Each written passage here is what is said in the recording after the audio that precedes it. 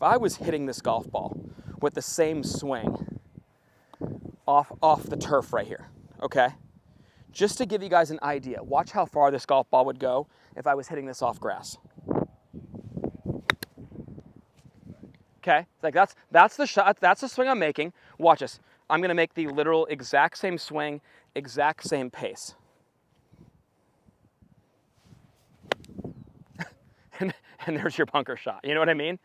That's a great lesson right there for you guys.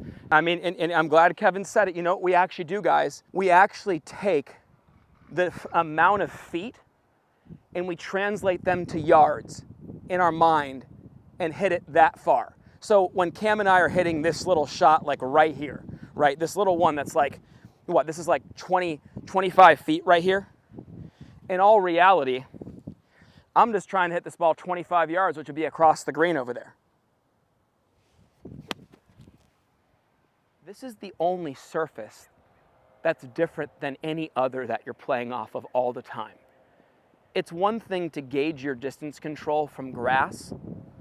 This is a whole nother animal right here, okay? You're hitting out of sand. And how about this, guys? The texture of that sand changes from golf course to golf course. Okay, so it's your job, you know, sometimes when you get in there to do the little foot test, give it the little shake in there, dig in, feel if it's like, are you digging it at all? If you're not, you know, well then you know it's going to be firmer sand. If it's softer sand, okay, well then you know you can get underneath it easy. Now, here's the big thing. In firmer sand, you actually want to expose the leading edge more so that the club can dig. If I open it up on firm sand, the bounce hits that firm sand and bounces off and hits the middle of the golf ball with the leading edge and sends it over with good technique.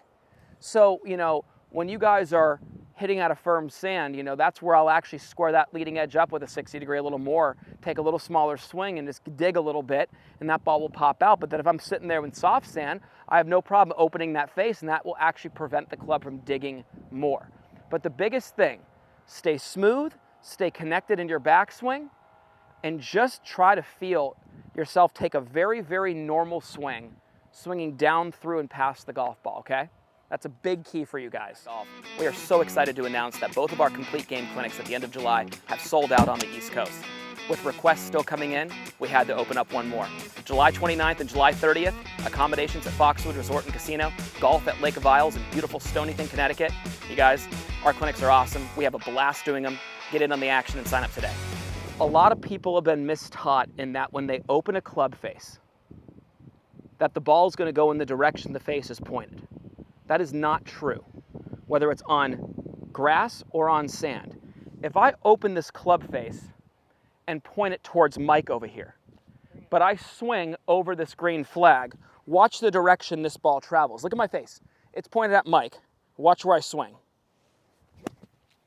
And look where it went. Okay? So the whole point being is this.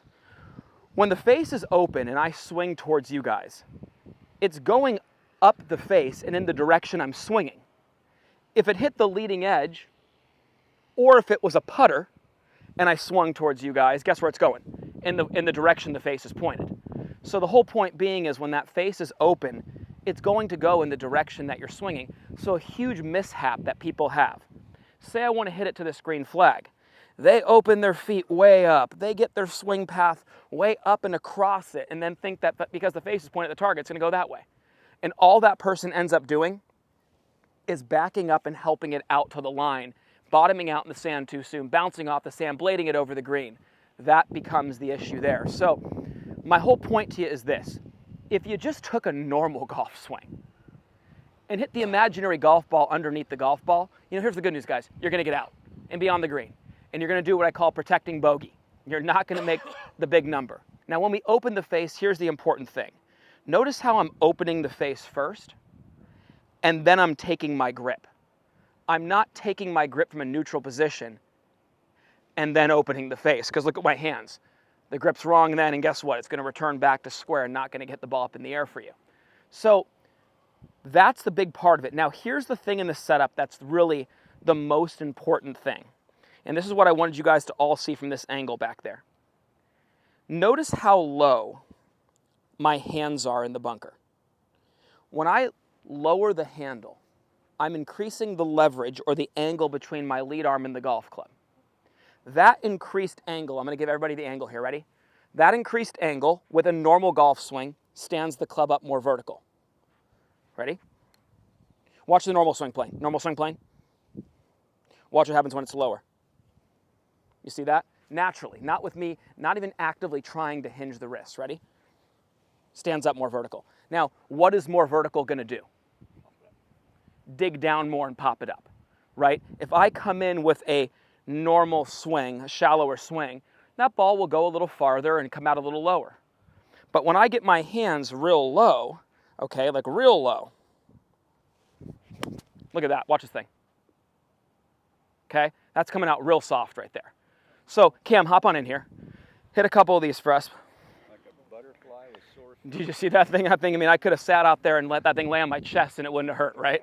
Okay, but see, look at Cam, get in here, guys. I want you to see that. Like, look at how he sets up. He gets wide with his stance, balls forward, hands are low. Look how beautiful that is, guys. Isn't that nice right there? Isn't that nice? So watch, guys, handle real low. And guys, the right hand, if we've been talking to you about the right hand at all, do not let that get underneath. Beautiful, Cam. You do not let that get underneath the golf club. Here's why. Able to hold on to the club face and toss over my left shoulder. Ready for this? If I have that strong right hand grip, the sand goes off the club face. That face is shut. That ball's coming out screaming low and hot. Notice how Cam and I are really pancaking under those things, and these things are landing and really dying out quick, right? That's because Cam has his right hand on top of the club. He has a weaker right-handed grip. He's definitely getting it more in the fingers. So guys, we're opening the face first. We're getting the right hand over. That's gonna help the club face continuously open up, which then it will arrive open. Think about it. If you have your right hand on top, common sense, I can't get it any more on top. So the face will stay open when you swing through the impact zone. You then drop the handle, it gets the club more vertical. Think about a ping pong paddle in a ball. Open face, downward angle of attack. That's why the pros can put the spin on it the way they do. That's why they can nip it and get it to fall out of the bunker with that backspin. So when he gets wide, he's able to get low. When he gets low, his hands drop and increases that angle. When he gets that right hand on top, it's going to promote the club face staying open throughout the swing. That's a recipe for success right there in the bunker. One thing that you're seeing with Cameron and I, we're hitting these hard. Don't you notice that? We're swinging through it. We're not babying these things out of here. To this short-sided one, Cam, it has a little feel to that because he knows his feel, but there's no deacceleration. The one thing you cannot afford to do in a bunker is chicken out and slow down. If you slow down and you hit the sand in the right spot, the ball will end right there and then back at your feet. And here's the bummer. If you swing slow, you're making it so that there's no margin for error. Meaning, a pro, you ask us how far we hit behind it. I mean, anywhere between an inch to 2 to 3, 4 inches, doesn't matter. We just accelerate. So that's why it's such an easy shot for us, because we can actually hit it anywhere within an inch to 3 inches, 4 inches behind it. And because of the speed we're going, the ball is going to go out. Now, the problem with amateurs is they try to baby it out of there. If you're going to chip it out of here or baby it out of here, what does that then require you to do? Catch all ball, which is not only dangerous, it's nearly impossible. And you're either going to blade it or chunk it. So speed is your best friend in here. Guys, we're presetting angles. So all I want the crew doing today is doing what Cam does. Cam, let's get another one there. So it's dropping the handle, getting wide, right hand on top, and watch. He's just taking a golf swing.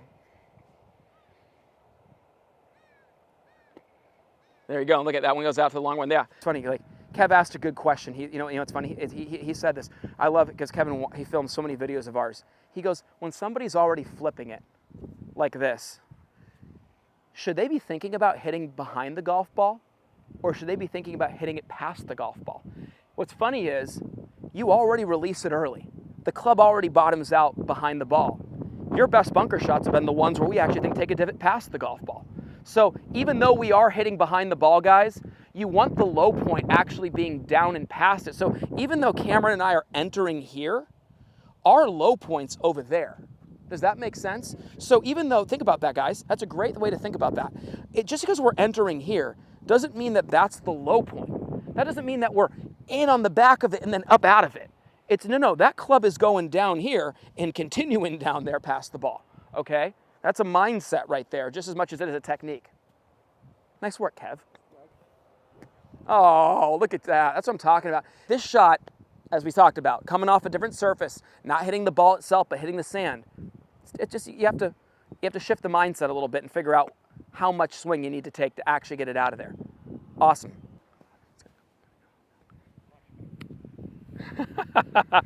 That's just unbelievable.